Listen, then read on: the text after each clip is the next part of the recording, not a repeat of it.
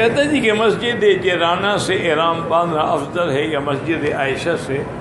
پہلی بات تو یہ سمجھیں کہ امام شافعی اور امام ابو حنیفہ رحمۃ اللہ علیہ کے نزدیک جیرانہ سے بھی عمرہ کرنا جائز ہے اور مسجد عائشہ سے بھی جائز ہے۔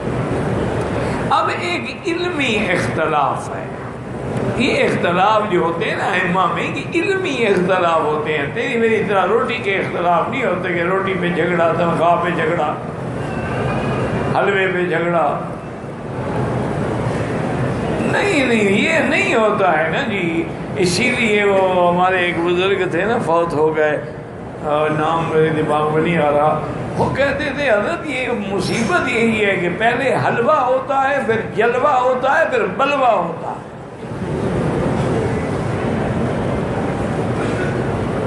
تو اب بات کو سمجھیں کہ یہ علماء میں جو اختلاف تھا یا صحابہ میں اختلاف تھا وہ علمی اختلافات تھے یا اجتہادی اختلاف تھے کہ ایک مجتہد کی رائے یہ ہے، ایک مجتہد کی رائے یہ ہے، اور مجتہد جو ہے لازمی بات ہے المجتہد یخطئ و یصیب، مجتہد کبھی خطا ہوتی ہے کبھی ثواب ہوتا ہے، ان اخطأ فلہ اجر، اگر غلطی بھی ہو جائے اللہ اس کو ثواب دیتے ہیں کہ اس نے محنت تو کی نا، وَإِنْ أَصَابَ، اور اگر اس نے اجتہاد کیا اور ثواب پہ پہنچ گیا فلہ اجر، اللہ اس کو دوہرا اجر۔ مجتہد ہر حال میں ماجور ہوتا ہے، وہ معذور نہیں ہوتا ہے، یاد رکھا کرو۔ تو ان کے درمیان جو اختلافات ہیں، صحابہ کے درمیان اختلافات تھے، تابعین کے درمیان، ائمہ مجتہدین محدثین رحمہ اللہ، تو اس مسئلے پر بھی امام شافعی اور امام ابو حنیفہ کا اختلاف ہے۔ امام شافعی رحمۃ اللہ علیہ فرماتے ہیں کہ جیرانہ سے عمرہ کرنا افضل ہے۔ اس کی وجہ یہ ہے، وہ کہتے ہیں کہ جیرانہ سے تو خود حضور نے احرام بعد ہی عمرہ فرمایا ہے۔ جب غزوہ حنین کے موقع پر حضور نے قیام فرمایا جیرانہ میں، کئی دن تک حضور وہاں رہے۔ تو اسی دور میں اصل بات یہ ہے نا جی، اللہ سے تعلق کی بات ہے نا، فتح مکہ پر حضور عمرہ نہیں کر سکے نا، احرام نہیں باندھا، حضور بغیر احرام، جو اللہ نے اجازت دے دی تھی نا کہ جنگ ہے، احرام میں تو چیونٹی کو مارنا جائز نہیں ہے، تو اب جنگ کیسے کریں گے؟ تو اب اللہ نے اجازت دے دی تھی، لہذا حضور نے عمرہ نہ کیا، اللہ کی اجازت سے نہیں کیا، لیکن دل میں تو تمنا رہی نا کہ عمرے سے رہ گئے۔ اللہ نے فتح دے دی، مکہ فتح ہو گیا، اسی طرح حنین فتح ہو گیا، اور بے انتہا اللہ نے مال غنیمت سے نوازا۔ تو اب حضور اپنی اس تمنا کو پورا کرنے کے لیے جیرانہ سے احرام باندھ کے تشریف لے آئے، آگے مکے میں۔ اچھا، خدا کی شان ہے، بہت سارے صحابہ کو پتہ ہی نہیں ہے وجہ کیا تھی کہ حضور وہاں عشاء کی نماز وہیں پڑھی، آگے عمرہ کیا، فجر کی نماز جیرانہ میں پڑھی، لہٰذا صحابی کے رات تو یہی تھے، فجر کو بھی یہی تھے، اس لیے بہت سارے صحابہ کو پتہ ہی نہیں لگا، حالانکہ حقیقتاً حضور نے عمرہ فرمایا۔ تو اب امام شافعی رحمۃ اللہ علیہ کی دلیل کیا ہے؟ وہ کہتے ہیں کہ چونکہ وہاں سے حضور پاک نے عمرہ خود فرمایا ہے، لہذا وہ افضل ہے۔ مسجد عائشہ سے حضور نے عمرہ تو نہیں کیا نا۔ امام ابو حنیفہ رحمۃ اللہ علیہ کی دلیل ہے کہ نہیں، مسجد عائشہ سے عمرہ کرنا افضل ہے، اس لیے وہ فرماتے ہیں کہ جناب وہ فعلی حدیث ہے کہ حضور نے عمرہ فرمایا تو فعل رسول ہے، یہ قول رسول ہے، اور قولی حدیث جو ہے فعلی سے افضل ہوتی ہے۔ مسجد عائشہ سے تو حضور نے حکم دیا بی بی عائشہ کو کہ جاؤ عمرہ کرو، تو یہ قول رسول ہے، ساری شریعت قول رسول کا نام ہے۔ فعل تو جواز کے لیے بھی ہوتا ہے کہ حضور نے ایک فعل کر لیا، امت کو پتہ لگ جائے کہ یہ چیز جائز ہے، لیکن بعد میں جو طاقت ہے، جو قوت ہے، وہ تو قول رسول میں ہے۔ اسی وہ امام صاحب فرماتے ہیں کہ مسجد عائشہ سے عمرہ افضل ہے۔ اب بعض ائمہ فرماتے ہیں کہ عمرہ تو جائز ہے جیرانہ سے بھی مسجد، لیکن اگر ضرورت ہو، ایک عورت نہیں کر سکی حیض کی وجہ سے، تو چلو یہاں سے کر لیں۔ امام صاحب فرماتے ہیں کہ یہ بات نہیں ہے، یا تو کہو کہ جائز ہی نہیں، اگر جائز ہے تو سب کے لیے جائز ہے، عذر کا کیا معنی؟ بی بی عائشہ ہر سال جب حج پہ آتی تھی یہ عمرہ پھر کرتی تھی، یہاں سے مجھے حضور نے حکم دیا تھا، تو ہر وقت بی بی معذور نہیں ہوتی تھی۔ اور دوسری بات یہ ہے کہ اگر یہ صرف ان عورتوں کے لیے ہے یا صرف بی بی عائشہ کے لیے، حضور فرماتے تھے خاصۃ لک، صرف تیرے لیے ہے، عموم میں تو نہ چھوڑ دیتے نا۔ تو بہرحال آپ چاہے جیرانہ سے کریں، چاہے تنعیم سے کریں، یا کوئی عرفات چلا جاتا ہے تو عرفات بھی چونکہ حد حرم سے باہر ہے، واپسی پہ وہاں سے احرام باندھے، وہاں سے بھی عمرہ کر سکتا ہے۔ کوئی حدیبیہ چلا جاتا ہے، حدیبیہ بھی حد حرم سے باہر ہے، وہاں سے بھی چونکہ حد حرم کے باہر سے جا کر جہاں سے مرضی ہے احرام باندھ کے عمرہ کر سکتے ہیں۔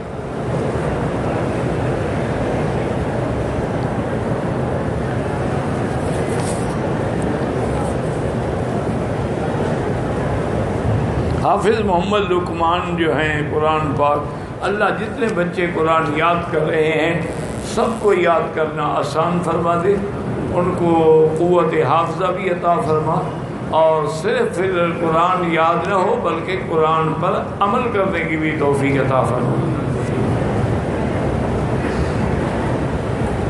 اس لیے بزرگ کہتے ہیں نا کہ العلم بغیر عمل وبال والعمل بغیر علم ضلال، کہ آدمی کے بعد علم ہو اور عمل نہ کرے یہ بھی ایک مصیبت ہے، اور آدمی عمل کرے لیکن علم نہ ہو وہ تو گمراہی ہے۔ جب علم ہی نہیں ہے تو بس اپنی مرضی سے کر رہا ہے، مرضی آئے تو مروہ سے دوڑنا شروع کر دے، اور مرضی آئے تو صفا سے شروع کر دے، مرضی آئے تو 7 چکر لگا لے، مرضی آئے تو 14 چکر لگا لے۔ علم تو ہے ہی نہیں ہے، جو مرضی آئے کر رہا ہے۔ حضور پہ جادو ہوا تھا یہ مجھے یاد نہیں ہے کہ کتنے دن رہا، لیکن کافی دن رہا۔ جادو ہوا تھا اور جادو کیا تھا سب سے پہلے تو لبید ابن العاصم کی لڑکیوں نے کیا، لیکن ان کا جادو نہیں چلا، پھر خود لبید ابن العاصم نے جادو کیا تو اس کا اثر ہو گیا حضور، لیکن اس جادو کے اثر کا تعلق دین سے یا تبلیغ سے یا فرائض سے یا نماز سے نہیں تھا۔ وہ جیسے حضور پڑھاتے تھے اسی طرح پڑھاتے رہے، کوئی ذرے برابر بھی فرق نہیں آیا۔ وہ جادو کا اثر یہ تھا کہ آپ کو بھوک نہیں لگتی تھی، کھانا آگے رکھ دیا تو 2 لقمے کھا لیے ورنہ مانگتے نہیں تھے، اپنی بیویوں سے ملنے کی خواہش ختم ہو گئی، یہ اثرات تھے۔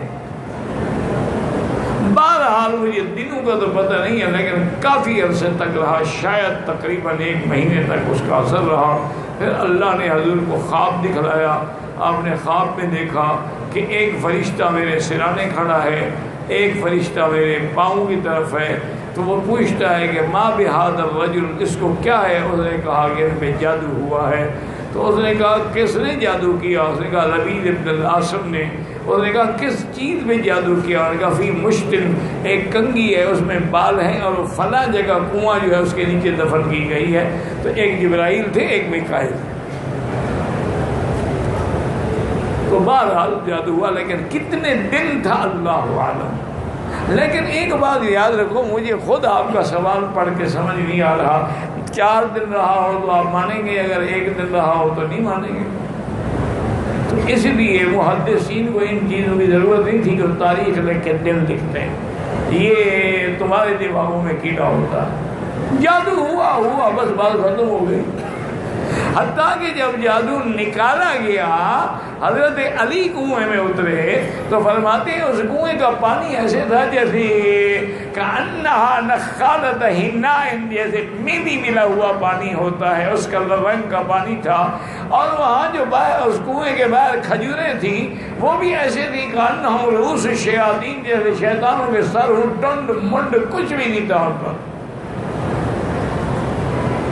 بڑا خوفناک یعنی وہ جگہ تھی۔ تو ان نے نکالا تو کنگھی نکلی، کنگھی میں حضور کے بال مبارک اس بدبخت نے لپیٹے تھے اور سوئیاں لگائی تھی۔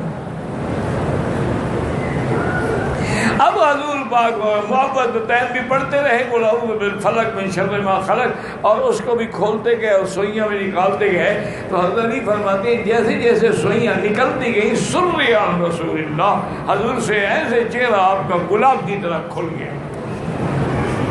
آپ نے پھر وہی کنویں میں پھینک دی، واپس آئے، بی بی عائشہ کو بتایا، بی بی عائشہ نے بھی کہا یا رسول اللہ اگر آپ وہ لے آتے کنگھی بھی اور وہ بھی ہم دیکھتے تو ظالموں نے کیسے۔ آپ نے فرمایا میں نہیں چاہتا کہ اس فتنے کو اچھالا جائے، اللہ نے مجھے شفا دے دی، بات ختم۔ تو حضور نے بھی بحث نہیں کی، پتہ نہیں تمہارے دماغ میں کیوں دن گننے کا شوق ہوا ہے۔ انا للہ و انا الیہ راجعون۔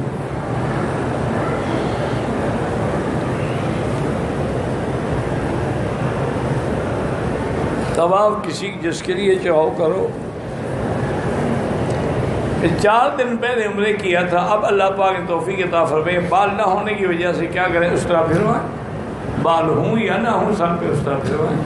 اگر کوئی گنجا بھی عمرہ کرے گا وہ بھی اس طرح پھروائے گا۔ اللہ کو بالوں کی ضرورت تو نہیں ہے، ہم تو دیکھتے ہیں کہ بندے نے میرے آگے گردن جھکا دی۔ اگر 2 طواف ہم اکٹھے کر کے بعد میں 4 رکعات پڑھیں، ہاں میرا بھائی ایک طواف کے 7 چکر ختم کر کے پھر دوبارہ نیت کر کے تو شروع کریں، یہ نہیں کہ ایسے 14 چکر لگا تو 2 ہو جائیں گے، وہ 2 نہیں ہوں گے۔ اور پھر 2 رکعات واجب الطواف سب کی پڑھو۔ لوگوں میں تو جی اب اچھے، ابھی مجھے ملے ہمارے ساتھی ہیں ابھی وہ میرے ساتھ جو خدمت بھی کر رہے تھے، وہ بتا رہے تھے کہ ایک پیر صاحب نے پتہ نہیں کتاب میں لکھا ہے کہ سیدنا اسماعیل علیہ السلام اور ان کی والدہ محترمہ کی قبریں جو ہیں وہ حتیم کے اندر میزاب رحمت کے نیچے ہیں۔ اب یہ باتیں پیر ہی کر سکتے ہیں، عالم نہیں کر سکتے، کیونکہ پیروں کا کیا ہے، جو آیا لکھ دیا، جو آیا کہہ دیا۔ اگر کسی نے پکڑ بھی کر لی تو کہا حضرت کیا پتہ ہوتا ہے، ہم تو عالم استغراق میں غرق ہوتے ہیں، اللہ کے فکر میں، اللہ کی یاد میں، ہمیں تو پتہ ہی نہیں ہوتا کہ کیا کہا ہے۔ لہذا اسی لیے ہے نا کہ قول صوفیہ در شریعت حجت نیست، ان کی قول جو ہے وہ شریعت میں حجت نہیں ہوتا۔ اللہ کے بندے کو اتنا بھی خوف نہیں آیا خدا کا کہ اگر یہاں قبریں ہیں، اللہ کے نبی نے قبروں میں کھڑے ہو کے نماز پڑھنے کا حکم دیا ہے۔ خدا کا خوف کرو، کچھ تو سمجھو نا مسائل کو۔ اور یہ حتیم جو ہے یہ کعبے کے اندر کا حصہ ہے، یعنی جب وہ فوت ہوئے ان کی قبریں کعبے کے اندر بنائی گئی۔ اور حضور نے فرمایا کہ قبر کو پاؤں نہ لگاؤ، قبر پر ٹیک نہ لگاؤ، مردے کو اتنی تکلیف ہوتی ہے جتنا زندہ کو ہوتی ہے، اور اگر قبر سامنے ہو تو نماز نہ پڑھو، اور خود یہاں کھڑے ہو کے نمازیں پڑھتے رہے۔ اللہ کا خوف کیا کریں۔ اور پھر ساری دنیا کو چکر میں کہی کہتے ہیں 70 نبی جو ہیں نا جی، وہ زمزم کے کنویں سے لے کر مقام ابراہیم اور حجر اسود تک کا یہ ایریا جو اس میں دفن ہے، معنی یہ ہے کہ یہاں بھی ہم اللہ کے گھر کا طواف نہیں کر رہے، نبی کی قبروں کا طواف کر رہے ہیں۔ خدا کا خوف کریں، اللہ کو جان دینی ہے۔ یہاں کسی نبی کی قبر نہیں ہے، کسی پیغمبر کی قبر نہیں ہے۔ اور ایک مسئلہ بھی سمجھ لو، ما سوائے حضور کی قبر مبارک کے کسی نبی کی قبر کے بارے میں آپ یہ نہیں کہہ سکتے کہ یقینی یہ ہے۔ اللہ عالم کہاں۔ کہیں کہتے ہیں جی مینا کے اندر مسجد خیف میں 70 نبی ہے۔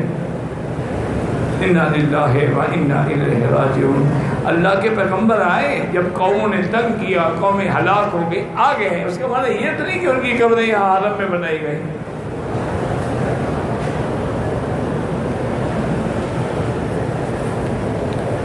لڑکے والے جو ہیں شیعہ ہیں، لڑکی سے بالکل نکاح نہ کریں۔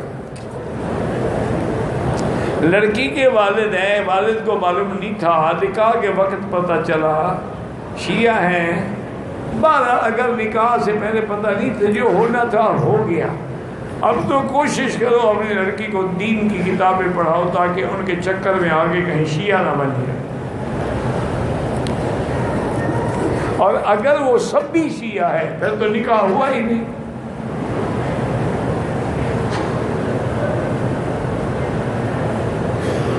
اللہ آپ کو سید بڑی مہربانی، آپ دعا کرتے ہیں۔ جنت البقیع مدینہ میں جگہ جگہ لکھا ہوا ہے قبر پر فاتحہ یاسین سورت پڑھنا منع ہے، بالکل منع ہے، ٹھیک ہے۔ کبھی صحابہ نے آ کر قبر پہ بیٹھ کے سورت یاسین نہیں پڑھی، کبھی حضور پاک نے قبر پہ کھڑے ہو کر سورت نہیں پڑھی۔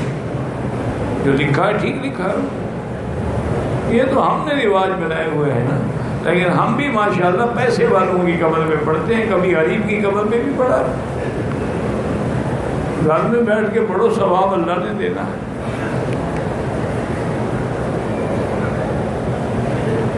کہتے ہیں جی پرس میں وہ خوشبو والی، بہرحال آپ نے پوچھا تھا 2-4 ریال خیرات کر دیں۔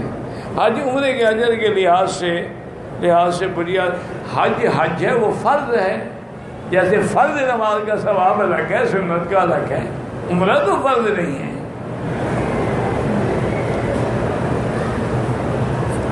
اگر عمرے کی حالت میں، احرام کی حالت میں سو گئے اور کپڑا ناک پہ یا چہرے پہ ہے، کچھ نہیں ہوتا۔ ہمارے سندھ میں لا الہ الا اللہ کا ورد کرتے ہیں، اللہ کا نام لیتے ہیں تو ٹھیک ہے، ان سے تو بہتر ہے نا جو قوالیاں سنتے ہیں، جو گانے سنتے ہیں، حجرے لگاتے ہیں، جو اللہ کا نام تو لے رہے ہیں۔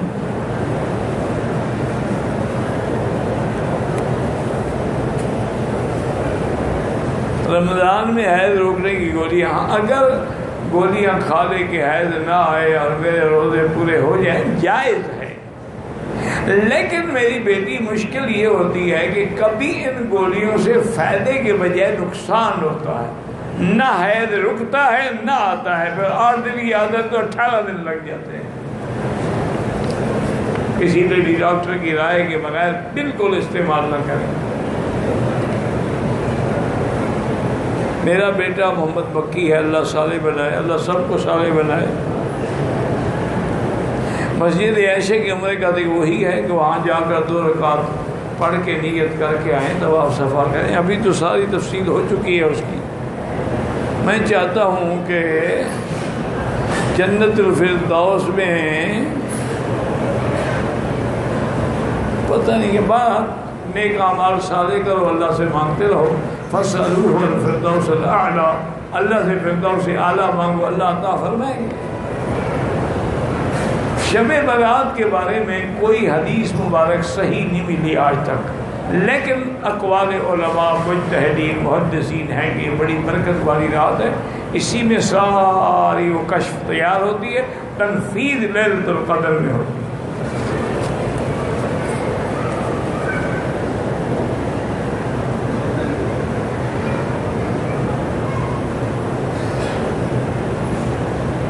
اگر نوکری نہ ملے اور مجبوراً بینک کی نوکری کر رہا ہے، جائز ہے، تنخواہ حلال ہے اس کی، کوشش کرتا رہے، جب دوسری جگہ مل جائے چھوڑ دے۔ وہ سود تو نہیں کھا رہا، وہ تو اپنے وقت کے پیسے لے رہا ہے۔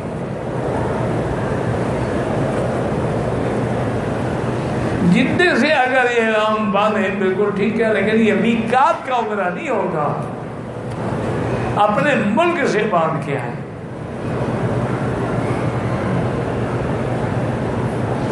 اگر صفا مروہ دوڑنے کے بعد سر کے بعد 1-2 جگہ سے کاٹے ہیں، ٹک لگائیں تو دم پڑ گئی، بال بھی کٹواؤ، ایک بکری دم بھی ادا کرو۔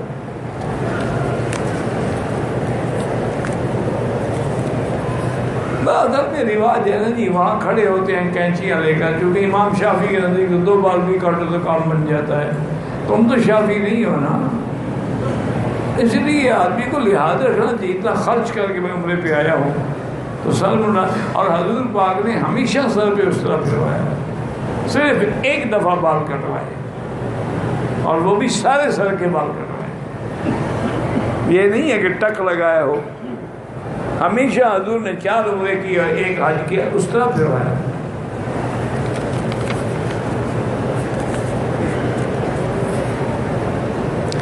پہلا عمرہ میقات سے کیا، دوسرا عمرہ کرنا چاہتے ہیں عائشہ مسجد سے کر سکتے ہیں، محروم جو فوت ہو ان کا بھی کر سکتے ہیں.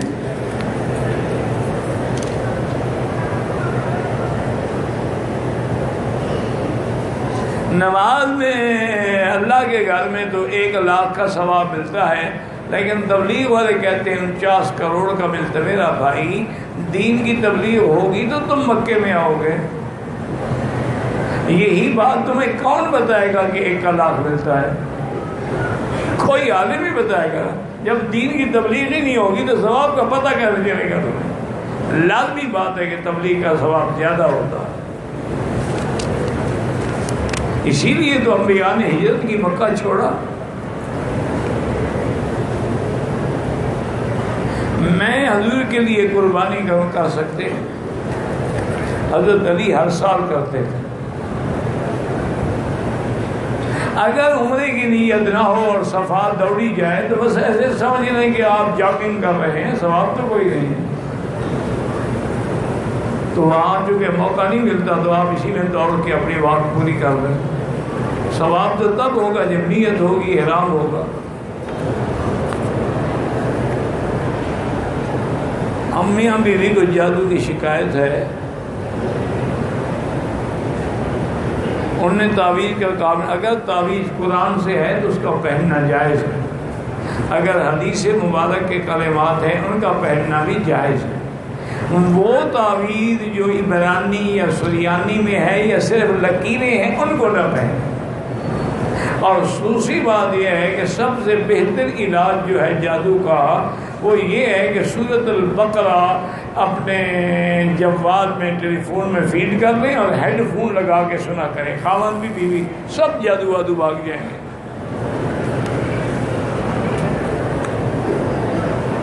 طواف میں صرف احرام کی حالت میں، ہاں رمل صرف احرام کی حالت، آگے پیچھے نہیں ہوتا. عورتیں طواف محرم کے ساتھ کریں، اکیلے بھی کر سکتی ہیں.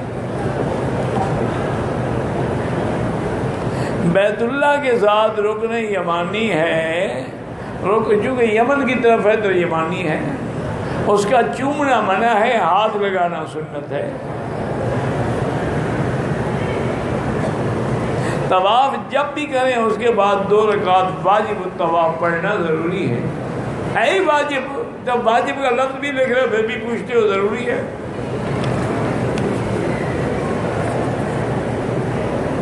لوبان کا تیل کہاں سے ملے گا؟ کسی بنساری کی دکان پہ جا کے پتہ کریں. میری دکان نہیں ہے تیل بیچنے کی. پاگل بنانا کسی انا للہ، یہ بھی احساس نہیں کرتے اللہ کے بندے. ایک تو خود میں بیمار ہوں، دوسرا 2-3 دن سے میری گھر والی بیچاری کو گر گئی تھی، اللہ نے بچا لیا. ہڈی تو نہیں ٹوٹی لیکن وہ بالکل صاحب فراش ہے، اٹھ نہیں سکتی، بیٹھ نہیں سکتی. وہ ایک الگ مسئلہ ہے. تو انسان ذہنی طور پر منتشر ہو، یہ تو اللہ بس کام لے رہا ہے. میں تو خود نہیں سمجھتا کہ میں درس دوں گا. یہ اللہ کو منظور ہے تو اللہ کام لے لیتے ہیں. وہ جس سے چاہے لے لیں، چاہے تو پتھروں سے کام لے لیں، وہ چاہے جانوروں سے کام لے لیں. صفا مروا سے دابہ جو ہے وہ جانور نہیں ہوگا، نکلے گا اور بات کرے گا، اس سے بھی تو کام لیا جائے گا نا. اشراط الساعہ کا عصر کے بعد طواف کریں، 2 رکعت مغرب کے بعد پڑھیں. مسجد جیرانہ سے بھی عمرہ کر سکتے ہیں. بندے کو پیشاب کی تکلیف ہے، خطرے آتے ہیں تو اللہ احرام ناپاک ہو جائے دھو ڈالیں، کوئی بات نہیں. ویسے ہی ناپاک ہو جائے کپڑا دھو گے نہیں، احرام بھی تو کپڑا ہی ہے اور کیا ہے. امام کے پیچھے نماز پڑھتے ہوئے مقتدی کو فاتحہ پڑھنے کی ضرورت نہیں ہے، امام پر اعتبار کریں، امام کا پڑھنا کافی ہے۔ کہتے ہیں کہ اپنے ماں باپ کے گھر میرے دوست کی بیوی ناراض ہو کے باہر چلی گئی، میرے دوست نے ٹیلی فون پر اسے اپنے گھر واپس آنے کا کہا، وہ نہیں مانی۔ اس نے اپنی بیوی سے کہا کہ 1 مہینے تک واپس نہ آئی تو اسے 1 طلاق، اور اگر 2 مہینے، بہرحال وہ 3 مہینے گزر چکے ہیں، 3 طلاقیں ہو گئی، پکا کام ہو گیا۔ اور کسی امام کے نزدیک بھی گنجائش نہیں، ہر مہینے تم طلاق دیتے رہے ہو۔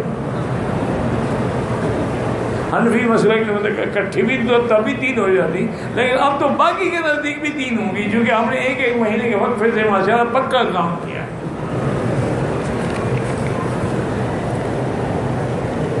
میری شادی کو 4 سال ہو گئے ہیں، اولاد نہیں ہوتی، وظیفوں سے اولاد اگر ہوتی تو شادی کی پھر کیا ضرورت ہے؟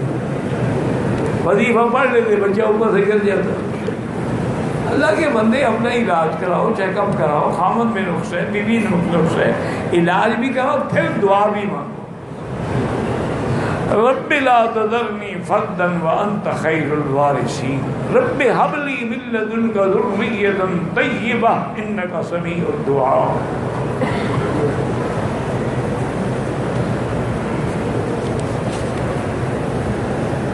اللہ پاک سے سیدھا مانگے، ربنا آتنا فی الدنیا حسنۃ، کسی واسطے کی ضرورت نہیں ہے۔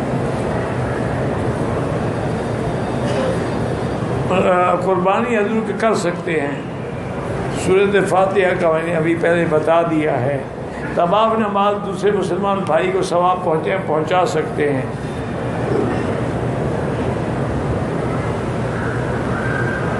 کہتے ہیں کہ حضرت ابو بکر رضی اللہ تعالی عنہ اور حضور کی عمر تقریباً برابر تھی۔ یہ چیزیں جو ہے نا، الاسادہ فی حیات الصحابہ کتاب کا نام ہے، وہ لے لیں، اور میں ہر صحابی کا ماشاءاللہ تفصیل ہوتی ہے۔ ہم لوگ پاکستان سے مدینہ آتے ہیں، پہلا عمرہ مدینے سے کیا، دوسرا عمرہ کرنا چاہتے ہیں، 12 اس کے لیے آپ کی مرضی ہے، مسجد عائشہ سے کریں، جیرانہ سے کریں، پھر مدینے چلے جائیں، پھر طائف چلے جائیں، آپ کی مرضی ہے۔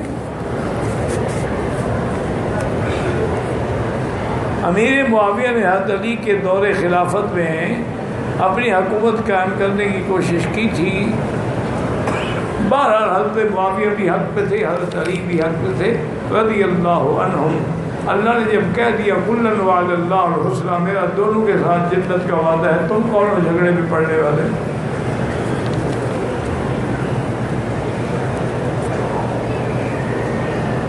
مسجد عمرہ سے معاملہ کرنا جائز ہے جناب۔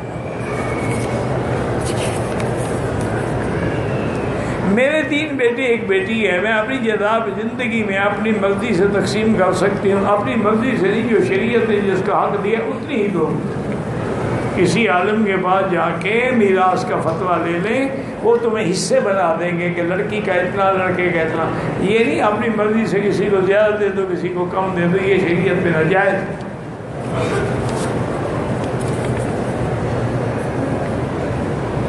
اسلام کی یہ پوچھنا، ہم پاکستان میں کرنے کے لیے آتے ہیں، جماعت کے ساتھ نماز ادا کریں گے، جماعت کے ساتھ نماز ادا کریں، اگر اکیلے پڑھیں تو قصر کریں گے۔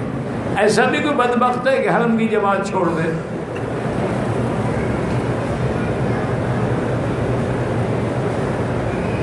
نماز مغرب کے پڑھانے والے امام کا نام کہ اللہ عالم روز نیا امام پڑھاتا ہے، آپ کس کا پوچھنا چاہتے ہیں؟ آج تو شیخ صدر سے پڑھائی ہے۔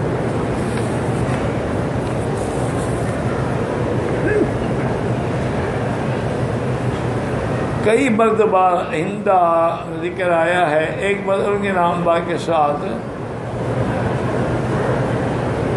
بہرحال گزارش یہ ہے کہ ہندا پہلے تو کافر تھی نا، جب میں نے واقعہ سنا وہ کفر کا تھا، وہ تو ایمان لانے کے بعد رضی اللہ عنہ کی مستحق بنے گی نا، جب اسلام کے بعد کا واقعہ ہوگا تو رضی اللہ عنہ کہیں گے۔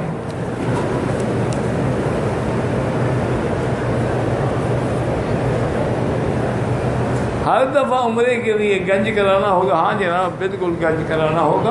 اگر آپ کے فیشن میں فرق پڑتا ہے تو عمرہ نہ کرو، کوئی چاکلیٹ کھا لو بس کافی۔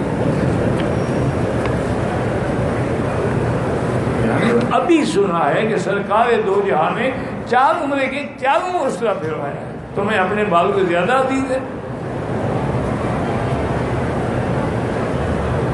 حرم پاک میں مردوں اور عورتوں کا اختلاط ہے، بہرحال اپنی نظر نیچے رکھیں، اللہ سے معافی مانگتے رہیں، بچنے کی کوشش کریں، باقی حل کوئی نہیں ہے۔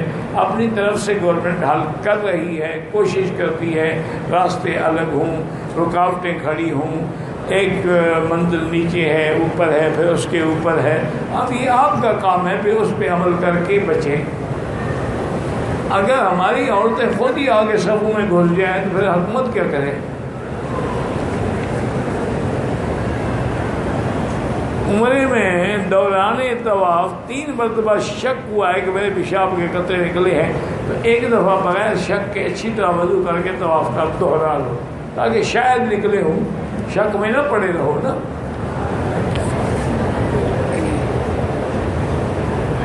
دو طواف یا 3 اکٹھے کر کے بعد میں 2 رکعت پڑھ سکتے ہیں۔ عورت اپنے بال جو ہے پیچھے لے جائے، جہاں انتہا ہو وہاں ایک پور کے برابر کاٹ لے۔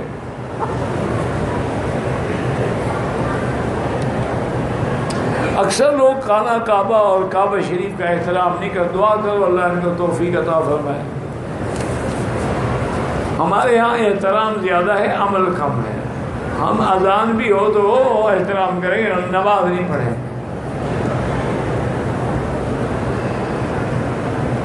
عرش پر کلمہ طیبہ لکھا ہوا ہے، کسی صحیح حدیث مبارک میں نہیں ہے۔ آدم علیہ السلام کی توبہ 40 سال کے بعد حضور کے وسیلے سے قبول ہوئی، بالکل جھوٹ ہے۔ تو قرآن میں ہے کہ اللہ نے ان کو کلمات عطا فرمائے، فَتَلَقَّى آدَمُ مِن رَبِّهِ بِكَلِمَاتٍ فَتَابَ، ان کلمات کی وجہ سے توبہ قبول ہوئی۔ تو قرآن کا مطلب ہے، پھر بھی تم نہیں مانتے ہو، کیا علاج ہے دنیا میں؟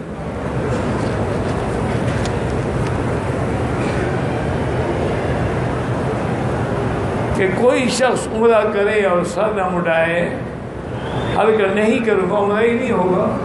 اگر حل کا انکار کرے گا تو کافر ہو جائے گا، کیونکہ حل تو قرآن کا حصہ ہے، محلقین رؤوسکم ومقصرین لا تخافون۔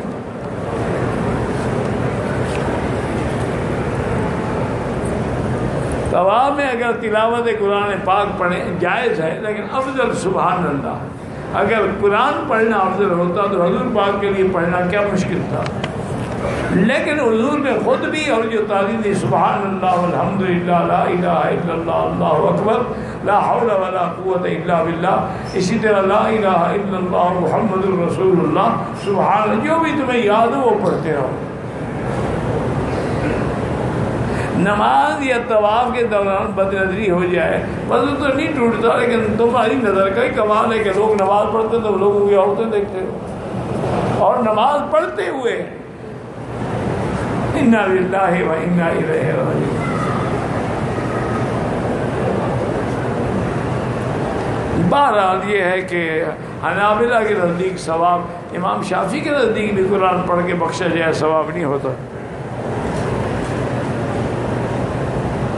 میقات پر احرام باندھنا شرط ہے، میقات سے بغیر احرام کے آپ گزر ہی نہیں سکتے۔ میقات مانا یہی ہے کہ میقات اسی لیے بنائے گئے ہیں کہ بغیر احرام کے نہ گزرے ہیں۔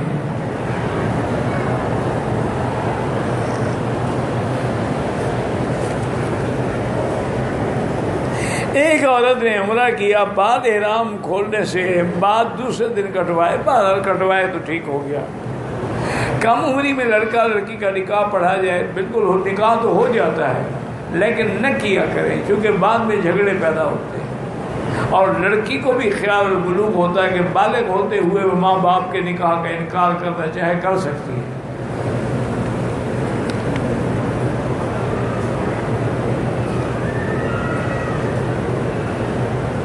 اگر حرم کی ویل چیئر حرم کے اندر گم جائے تو اب نئی لے کر دینی پڑے گی، نہیں دینی پڑے گی، اللہ رحمت کرے گا، ان کو پاس بہت ساری ہے، گم جائے گی تو اور ان کے پاس ہیں۔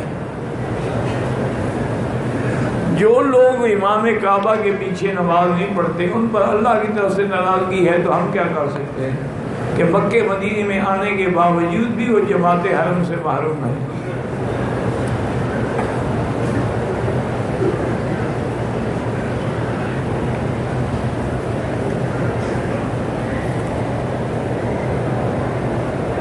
زمزم میں ملاوٹ نہ کریں، کوئی چیز تو خالص رہنے دیں، ہر چیز تو 2 نمبر کا بناؤ۔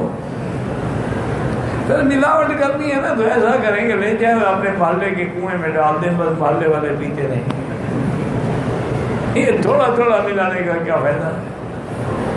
پہلے لوگ جو تھے نا جی دودھ میں پانی ملاتے تھے، اب تو پانی میں دودھ ملاتے ہیں۔ عبد الرحمن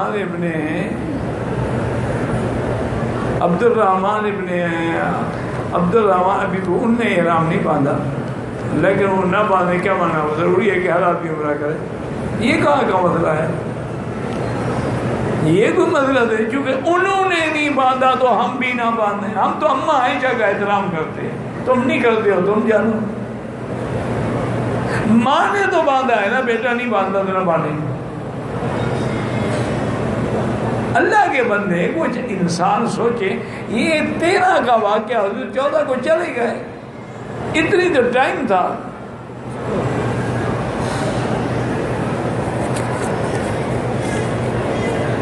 ایثار ثواب حنفی مسلک میں جائز ہے، امام شافعی قائل نہیں ہے، لیکن وہ عمرے کا اور حج کا تو وہ بھی قائل ہے کہ کسی کے لیے کرے تو ثواب ہوتا ہے۔ طواف کرتے وقت تھک جائیں، بیٹھ جائیں، چکر اگست کر کے پھر چکر پورے کر لیں، کوئی بات نہیں۔ شیعہ کے ساتھ کاروبار تو کر سکتے ہیں، ساری دنیا یہودیوں کے ساتھ کاروبار نہیں کر رہی۔ مسلمانوں کے پلے ہے کیا؟ آپ نے تو سوئی بنانا بھی نہیں سیکھا، آپ نے تو کبھی کھانسی کی شربت بھی نہیں بنائی ماشاءاللہ۔ یہ ساری تو کافروں ہی لے کے پی رہے ہیں نا۔ بہرحال کاروبار جائز ہے، لیکن کوشش کرو بچنے کی، کیونکہ اسی طرح بات اندر گھستا ہے۔